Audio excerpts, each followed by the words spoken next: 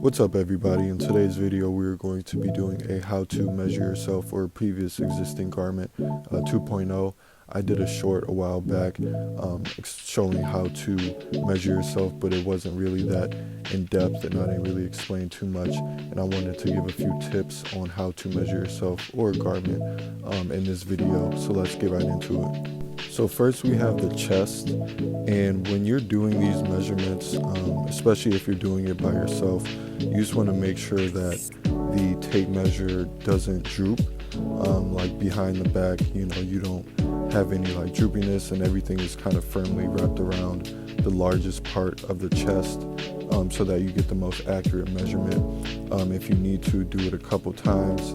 As you can see here, I'm kind of nudging the tape measure up and down just to kind of get a good measurement. And honestly, the tape measure could have been maybe a little higher up, but again, it doesn't need to be perfect, but you'll get pretty close, just making sure that the tape measure isn't drooping and you get a good accurate measurement.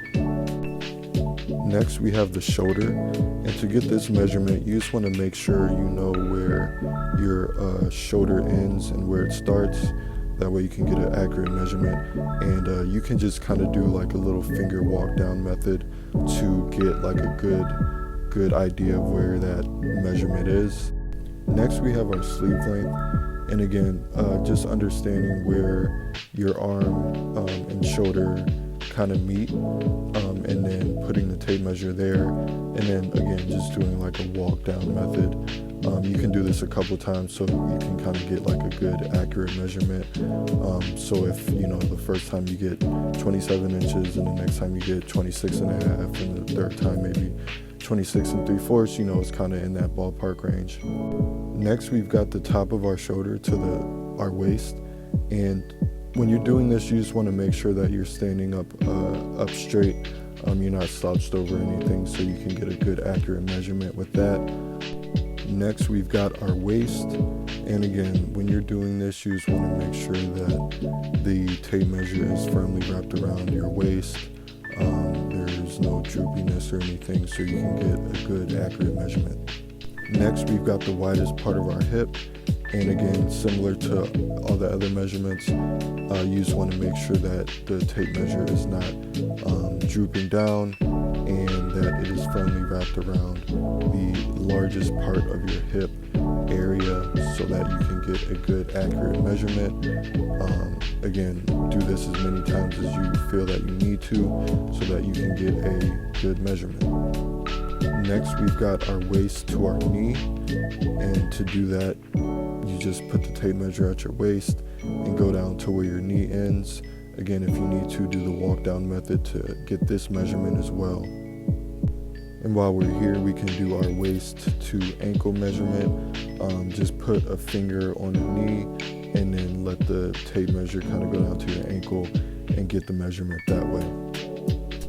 Next we have our waist to our widest part of our hip, and to do that you just put the tape measure at your waist and then try to determine where the widest part of your hip would start, and you would just take that measurement down. Again, do it a couple times if you need. Maybe even put a piece of like tape or something down where you think the widest part of your hip is, and then take that measurement just so you can get a good accurate measurement. So next we've got the crotch depth measurement, and to get that we're putting the tape measure on the center front of our waist, all the way to the back of our waist, and you just want to make sure the tape measure isn't too tight and feels comfortable for you to get that measurement. Okay, so I know what you're probably asking, hey Dakar, what if I have a previous existing garment that I would like to use as my pattern? You can definitely do that as well. The main thing I would say when you're doing this is just to make sure that your garment is laying as flat as possible so you can get a really good accurate measurement, and to also just keep in mind for jackets that have buttons or snaps, there may be an extra inch or two added to the placket, so you need to account for that as well. But more or less it's a pretty straightforward kind of thing. As you start, you do the same thing with the chest and the waist, and the shoulder and the sleeve. You can also measure the actual armhole opening, so you have that measurement as well, and really just collect any kind of measurements you think you might need. So I'm going to start by doing my chest. just pretty much going pit to pit, making sure the garment is laying flat and I'm getting a good accurate measurement. Next, I'm going to do my waist, and again, just making sure the garment is laying flat as possible so you can get a good accurate measurement.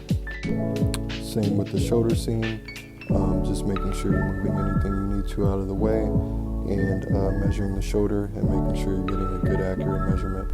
Now I'm going to measure the center front of the jacket. This is typically the measurement that I use when I'm making my patterns. I don't typically use the top of the shoulder to the bottom of the hem, but it's still a good measurement to have. Next, I'm going to measure my armhole opening. I like to do this if I am using a previous existing garment, just because again I want the jacket to fit exactly the same, so I would measure everything including the armhole opening. Again, just making sure you're having it as flat as possible. You can kind of move it around if you need to, but keep it flat. Next, I'm doing my sleeve, and again just making sure that the sleeve is laying flat, it's not bunched or anything like that. And again, simple, you just take your tape measure and go down to the bottom of the hem, obviously accounting for the cuffs on the bottom. So finally, I'm going to measure the cuffs themselves, and then after that, that's pretty much it. But if you wanted to, you can measure the collar, you can measure the pockets, you can measure anything that you would want to translate onto the new garment. And that is pretty much it. Those are pretty much all the numbers that I use when I make my patterns. Hopefully you found this video to be helpful. I think it's very important to have these numbers as a reference when you are making your pattern. So if you don't watch my video, please watch a video on how to measure yourself so you can have those numbers for future patterns. All right, peace.